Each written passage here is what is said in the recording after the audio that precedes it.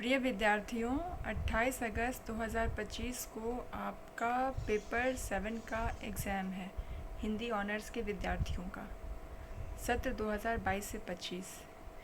इस वीडियो में मैं आपको बताऊंगी कि आपको किन प्रश्नों को तैयार कर लेना है।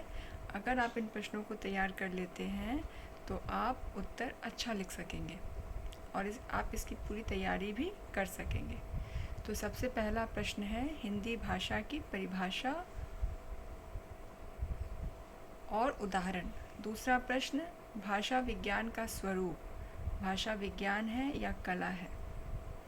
तीसरा प्रश्न छात्रों, ध्वनि परिवर्तन की दिशाएं।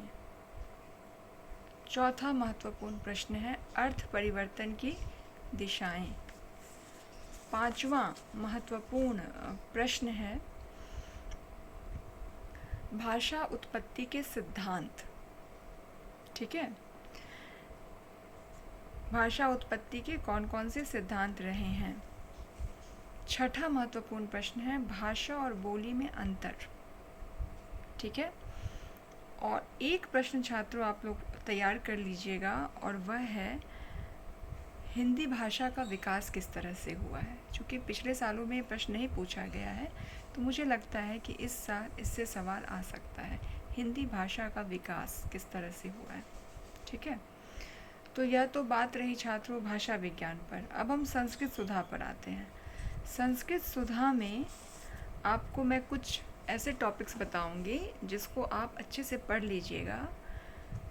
व्याख्यात्मक प्रश्न और संदर्भ और व्याख्या करना, मतलब एक प्रश्न तो होता है कि आपको उस प्रश्न की व्याख्या करनी है पूरा, और दूसरा होता है कि आपको पदों की सप्रसंग व्याख्या करनी है, संदर्भ भी बताना है, प्रसंग भी बताना है, व्याख्या भी करनी है। तो एक प्रश्न आपको याद कर लीजिएगा, वह है क्रौंचवध, है ना। क्रौंचवध जो कि संस्कृत का एक बहुत महत्वपूर्ण चैप्टर है और इस पर वीडियो भी मैंने बनाया है, मैं डिस्क्रिप्शन बॉक्स में लिंक दे दूँगी। क्रौंचवध तैयार कर लीजिएगा, इसकी उम्मीद है कि यह प्रश्न आ सकता है आपकी परीक्षा में। इसके साथ ही साथ छात्रों ईशावास्योपनिषद, ईशावास्योपनिषद है ना, यह चैप्टर पढ़ लीजिएगा। हिमालय वर्णन, यह चैप्टर पढ़ लीजिएगा। सिंह शशक कथा, यह महत्वपूर्ण चैप्टर है, इसको पढ़ लीजिएगा। और लोभाविष्ट चक्रधर।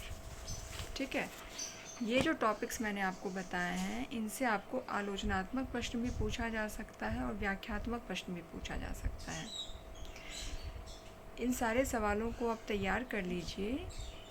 इसके साथ ही साथ अभी जो परीक्षा होगी 27 अगस्त को, उस पर मैंने बहुत विस्तार से एक लाइव सेशन लिया है कि प्रश्नों का उत्तर कैसे देना है, कितने पेज में देना है, किन किन प्रश्नों का उत्तर जो है तरीका आपका कैसा होना चाहिए।